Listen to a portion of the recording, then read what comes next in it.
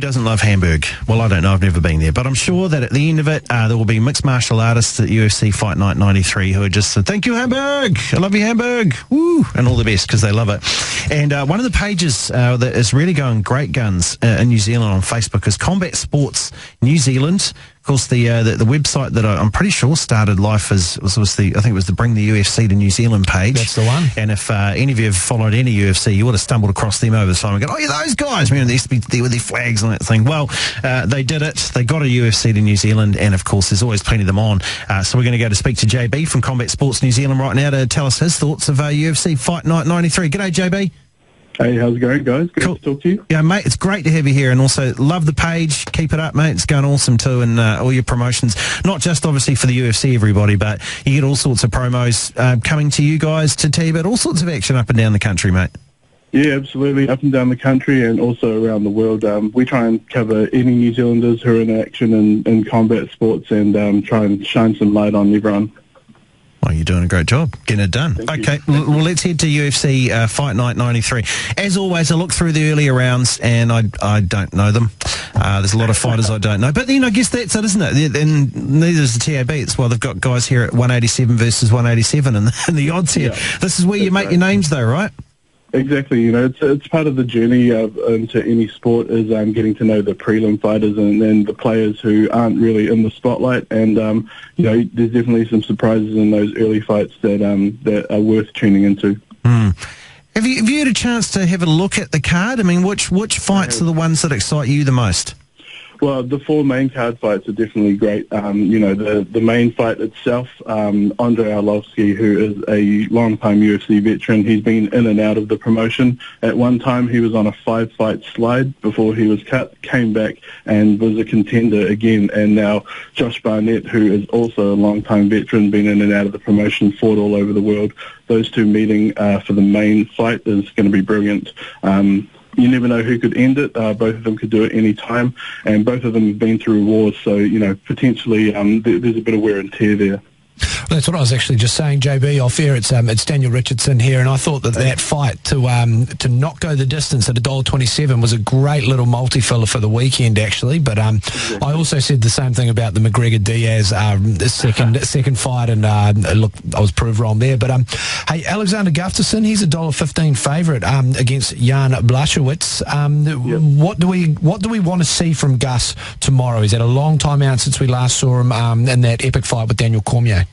Yeah, that's right. It's a great comeback for Gus. You know, long-time contender. One of the only people to really push John Bones Jones to the limit. Jan Blachowicz is a Polish fighter. We've seen a lot of great fighters come out of Poland now. He's a strong fighter. He is more of a well-rounded submission and go-the-distance type fighter, whereas Gustafsson has a lot of KOs on his records.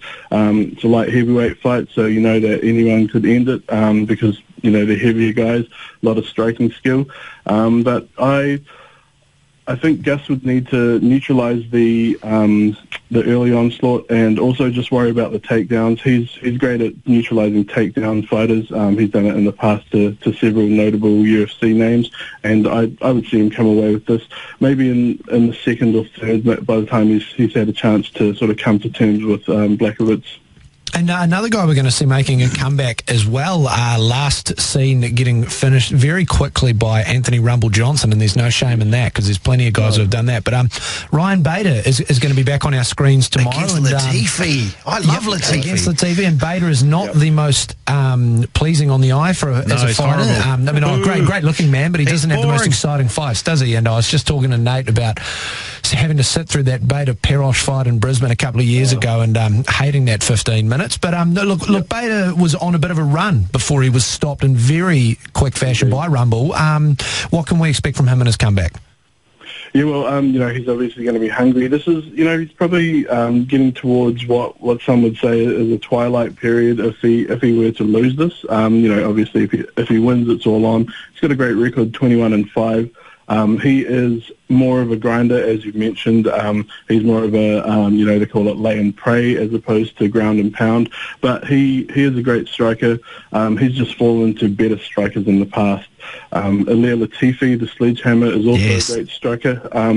He's incredibly well muscled and is a great grappler as well. So it's going to be a great fight, hopefully, but it does have the potential to be 15 minutes of hell. Oh, no, don't say that. No. I love the fact that Latifi's head looks like a wheelie bin. It's just massive, you know, like that. And the guy, you think too, that big swinging right when it comes. I mean, I know that Bader's going to be looking out for it over the top, but you kind of think, like, this is great. He could be like a much larger Hendricks, really, Latifi, if he gets it right. I mean, what do you think? Do you think that's his ceiling of where he can be right now, or do you think he could legitimately get to contender status? Well, anything can happen in mixed martial arts. You know, we've seen that so many times in the past. He has a pedigree in the grappling, as well as the ability to strike, as you mentioned. Yeah. His size is kind of not really in his favour in the light heavyweight division. He's sort of neither here nor there, but you know, potential is absolutely there. Can't cut weight out of your cranium when it's that big, No, so that's his real issue. Yeah, with his heavy skull weight there as well. Well, folks, it gets underway tomorrow morning time, of course, because 7 a.m. for the main card. Yep.